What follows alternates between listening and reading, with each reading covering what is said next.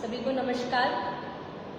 आज पुनः आप सभी का स्वागत है और भगवान श्री राघवेंद्र से प्रार्थना करती हूँ आप पर अपनी कृपा दृष्टि बनाए रखें। जैसा कि मैंने कल ही आपको अवगत कराया था कि हम एक नए विचार के साथ, एक नए संदेश के साथ आएंगे। तो सबसे पहले आज बड़ा ही शुभ दिन है, बड़ा मार्मिक दिन है। बट वृक्ष की पूजा आज के दिन की जाती है, बट सावित्री। तो आप सभी को मेरी तरफ से आज की इस पर्व की शुभकामनाएं, बहुत बहुत स्वागत, अभिनंदन। मित्रों, आज मैं आप सभी से एक बहुत ही अच्छे विषय पर बात करना चाहती हूँ। आप लोगों को मैंने कल बताया था कि हम संतों की महिमा के बारे में बात करेंगे। तो संत कौन?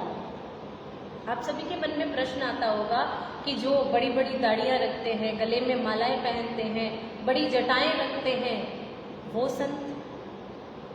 या बिल्कुल जो बाल नहीं रखते हैं, या जो बहुत सारे माला, झोली आदि चीजों को साथ प्रयोग करते हैं, वो संत? कथा करते हैं, कीर्तन करते हैं, भजन करते हैं, जप करते हैं, वो संत? तो रामचरितमानस में बड़ा सुंदर वर्णन किया गया है कि संतों का स्वभाव बहुत सरल होता है। गोस्वामी जी ने लिखा है, संत सरल चित जगत हित जान स्वभाव समीर। अगर आपको संतों को पहचानना है कि संत कौन है, तो सबसे पहले इस दोहे पर विचार करो, इस पर मनन करो कि संतों का हृदय सरल होता है, कोमल होता है। संत हृदय नवनीत समाना, मक्खन के जैसा, बिल्कुल कोमल। कोई राग नहीं, कोई द्वेष नहीं, कोई जलन नहीं, कोई प्रतिस्पर्धा नहीं, कोई किसी से वैर नहीं। बस एक ही चीज होती है, प्रभु प्रेम और सारे विश्व का कल्याण हो, सभी का कल्याण हो, सभी का भला हो। ऐसा संतों का भाव और उनका सरल हित, सरल चित्त, उनके हृदय में सरलता होती है।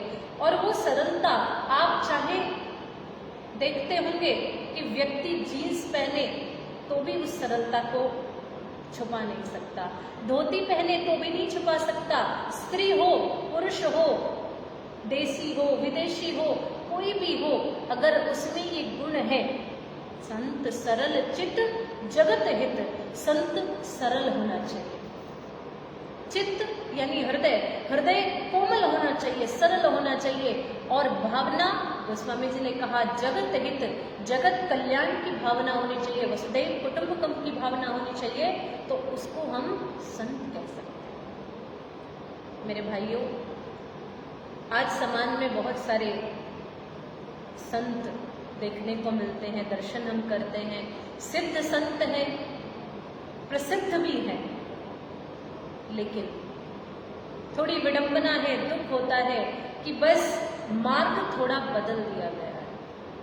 गोस्वामी जी ने ऐसों का भी वर्णन किया है। जब आप रामचरितमानस का पाठ करेंगे तो आपको संतों की महिमा के बारे में पता चलेगा।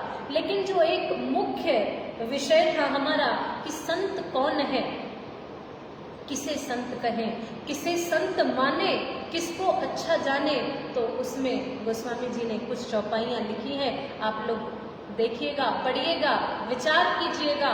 और ये सिर्फ संतों की बात नहीं है, ये आज के समाज में अच्छे और बुरे दोनों लोगों की बात है, क्योंकि अच्छे और बुरे दो कैटेगरी बनाई है भगवान ने। अब अच्छा कौन है और किसको हम बुरा कहें? वैसे तो हमें किसी को बुरा नहीं कहना चाहिए, लेकिन फिर भी अगर ये परख करनी है, ये खोजना है, तो देखना होगा गोस्वामी जी की इस चौपाई को कि जो वास्तव में संत होते हैं, जिनका हृदय कोमल होता है, जिनके हृदय की भावना जगत हित होती है, वो कैसे होते हैं, वो हम पहचान कैसे करें। तो इस चौपाई को आप लोग पढ़ें और मनन करें कि बिछुरत एक प्राण हर देहि, मिलत एक दुख दारुण दे। देखो, बिछुरत एक प्राण हर ले। जब आपका कोई प्रिय आपसे दूर जा रहा होता है, यात्रा पर जा रहा होता है, कुछ दिनों के लिए जा रहा होता है, तो आपको लगता है अरे अब हम कैसे रहेंगे, हमारा मन नहीं लगेगा, ऐसा लगता है हमारे प्राण जा रहे हैं, हमारी आत्मा निकल कर जा रही है। इसका अर्थ गोस्वामी जी कहते हैं ये संतों की पहचान है, ये अच्छे लोगों की पहचान है, महापुरुषों की पहचान है। यानी जिसके बिछुड़ने से, जिसके दूर होने से हमारे हृदय में पीड़ा हो, दुख हो, वही संत। और अगली पंक्ति में लिखा, मिलत एक दुख दारुण दे। एक तो जो दूर होने पर हमें दुख देते हैं, वहीं दूसरे लोग जिनके आने से ही हमें लगता है अरे काय को आ गए, इससे तो नहीं आते तो ही अच्छा। आप समझदार हैं, समझ गए होंगे, अच्छे और बुरे, सही और गलत, संत और असंत में एक बहुत सुंदर यही गोस्वामी जी ने अंतर कर दिया कि जिसके जाने से, जिसके बिछुड़ने से आपके हृदय में पीड़ा हो, वो संत है, महापुरुष है। और जिसके मिलने से आपके मन में दुख हो, नकारात्मकता आए, जिसके हृदय में राग, द्वेष, वैर, ये सारी चीजें हो, वो असंत की कहते हैं। भाइयों, रामचरितमानस अपार समुद्र है, संतों की बड़ी महिमा गाई है। अच्छे और बुरे सभी लोगों को गोस्वामी जी ने प्रणाम किया है। इसीलिए संतों की पहचान करना बहुत अच्छी बात है, क्योंकि उनका सानिध्य मिलेगा तो ही हम भगवत भक्ति की ओर अग्रसर होंगे। लेकिन एक बात याद रखें कि गोस्वामी जी ने रामचरितमानस को जब लिखा तो प्रत्येक व्यक्ति की वंदना करी, प्रत्येक व्यक्ति को, इतना ही नहीं, राक्षसों की भी वंदना करी, दैत्यों की भी वंदना करी, और एक छोटे से छोटे व्यक्ति को देखकर भी उसको प्रणाम किया और लिखा कि भैया इस संसार में बहुत सारे लोग भगवान ने बनाए हैं, अच्छे बुरे, संत असंत, दुर्जन दैत्य, मानव महापुरुष सब बनाए हैं, हम किस किस को सही गलत करेंगे। इसीलिए एक सहारा दिया, एक मार्गदर्शन दिया। जब आपको लगे ना कि कौन सही कौन गलत, किसको माने किसको ना माने, जब ऐसा असमंजस आए तब गोस्वामी जी ने कहा है कि बस एक चौपाई पढ़ लेना और उस शंका को दूर करना। कौन सी? सिया राम मैं सब जग जानी, करहूं प्रणाम जोर जुग पानी। ये सारा संसार भगवान राम और जानकी में है। इसी आशा और इसी विश्वास के साथ गोस्वामी जी कहते हैं मैं तो करूं प्रणाम जोर जुग पानी, चाहे अच्छा है या बुरा है मैं दोनों को ही प्रणाम करता हूं। तो ये तो हमने संतों की बात करी, कुछ महापुरुषों की बात करी। अब आज का जो बड़ा सुंदर पर्व है वट सावित्री पूजा, आपने विचार किया होगा कि ये जो वट वृक्ष है जिसकी आज हम सभी पूजा करते हैं, जो भी गृहस्थ धर्म में माताएं हैं, स्त्रियां हैं, वैवाहिक जीवन जिनका है, वो सभी इस पूजा को करते हैं। वट वृक्ष की पूजा का महत्व है। सावित्री का वास वट वृक्ष के पत्तों में बताया गया। माँ सावित्री देवी है, लेकिन जिसके उपलक्ष्य में ये किया जाता है वो कथा आप सभी पूरी तरह परिचित हैं कि किस प्रकार से सावित्री अपने पति का जीवन दान लेकर के वापस आती हैं और दीर्घायु के लिए, अपने गृहस्थ जीवन को सुखमय बनाने के लिए आज के दिन ये पूजा की जाती है। लेकिन क्या हम सभी विचार करते हैं कि पीपल की पूजा क्यों नहीं करी, नीम की पूजा क्यों नहीं करी, या फिर किसी अन्य पेड़ की कोई और प्रजाति की पूजा क्यों नहीं करी, सिर्फ वट वृक्ष को ही क्यों चुना गया? हमारे मुख्य रूप से जो तीर्थ है उन सब में वट वृक्ष का दर्शन मिलता है। जैसे आप सभी तीर्थराज प्रयाग में जाएंगे तो वहां पर गोस्वामी जी ने तीर्थराज प्रयाग के छत्र की उपमा दी है अक्षय वट, जो अक्षय वट वृक्ष है। आप मथुरा में जाएंगे, वृंदावन में जाएंगे तो वहां पर वंशी बट है, जहां भगवान कृष्ण बंसी बजाते थे। और वहां आज भी महिमा है, साइंटिफिकली प्रूव्ड है कि अगर उस वंशी बट के पास जाकर और थोड़ी देर ध्यान पूर्वक सुना जाए तो एक विशेष प्रकार की ध्वनि ढोल की, वंशी की हमें सुनाई पड़ती। ये वट वृक्ष की महिमा है। आप गया जी में जाएंगे तो वहां पर बौद्ध वट वृक्ष है, बौद्ध वट है, गया वट भी उसको कहते हैं। इसी प्रकार से उज्जैन में जाएंगे तो वहां सिद्ध वट है। यानी जहां भी आप जाएं वहां वट वृक्ष की महिमा को गाया है। बट यानी बरगद। साइंटिफिकली बरगद हम सभी के लिए बहुत अच्छा होता है, ऑक्सीजन देने वाला है, बहुत ही अच्छा पेड़ है, हम जानते हैं। लेकिन गोस्वामी जी ने रामचरितमानस में वट वृक्ष की महिमा गाई है। नीलगिरी पर्वत पर कालभूषण जी महाराज कथा सुनाते हैं वट वृक्ष के नीचे। प्रयागराज में कथा सुनाते हैं वट वृक्ष के नीचे याज्ञवल्क्य जी महाराज। आज वट वृक्ष की महिमा हम गा रहे हैं वट सावित्री पूजा के उपलक्ष्य में। लेकिन गोस्वामी जी से किसी ने पूछा कि बाबा ये वट वृक्ष इतना महान क्यों है, ये इसकी पूजा की जाती है, इसके पत्तों का औषधि के रूप में प्रयोग किया जाता है, आयुर्वेद में इसका वर्णन है, तो कृपया आप हमें ये बताएं कि इस वट वृक्ष की ऐसी महिमा क्यों। तो गोस्वामी जी तो सीधे हैं, इसीलिए चौपाई के माध्यम से बताया। आप लोग पढ़िएगा कि आज इस पूजा का महत्व क्यों है। क्योंकि मेरे भाई बहन जो वट वृक्ष है, गोस्वामी जी ने लिखा बट विश्वास अचल निज धर्मा तीर्थ राज समाज सुकर्मा।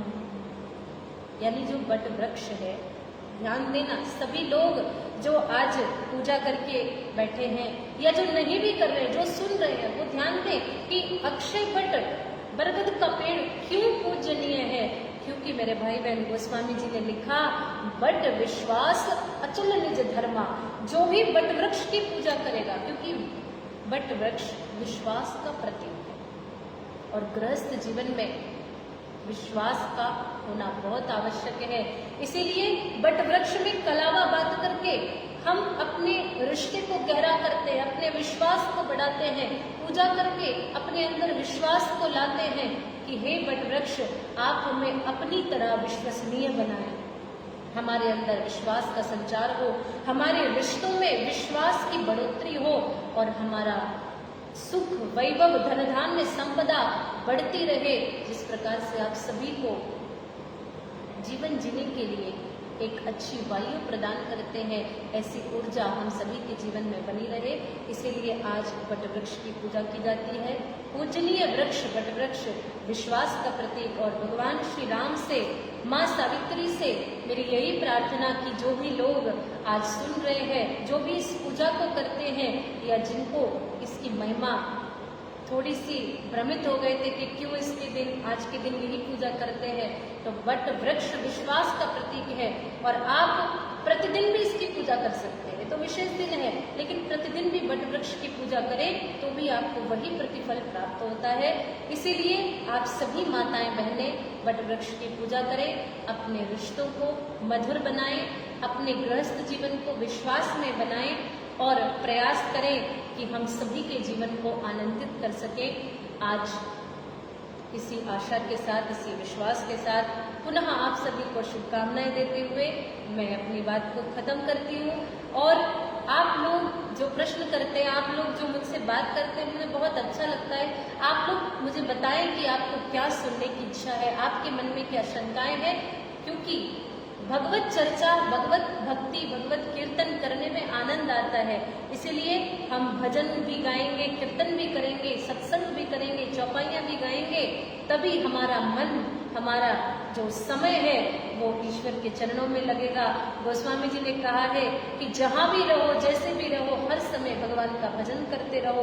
वैसे तो कथाएं अनंत हैं, लेकिन समय समय पर हम भगवान के चरित्रों का श्रवण करेंगे, गुणगान करेंगे।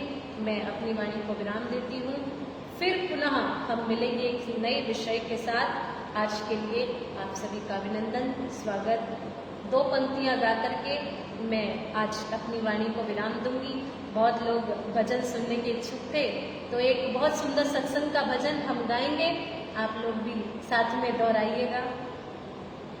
वो तेरे संग में रहेंगे ओ मोहना, तेरे संग में रहेंगे ओ मोहना, ओ मोहना मन मोहना, ओ मोहना मन मोहना, तेरे संग में रहेंगे ओ मोहना, तेरे संग में रहेंगे ओ मोहना।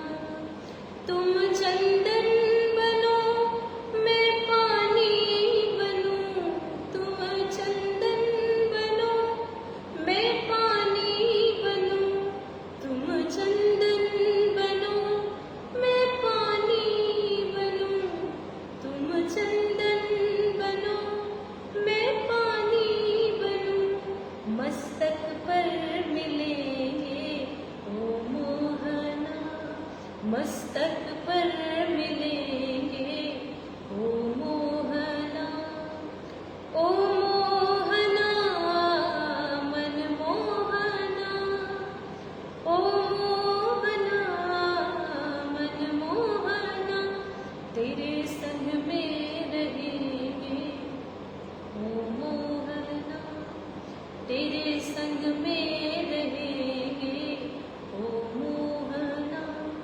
तुम धागा बनो मैं मोती बनूं, मैं मोती बनूं, तुम धागा बनो मैं मोती बनूं, तुम धागा बनो।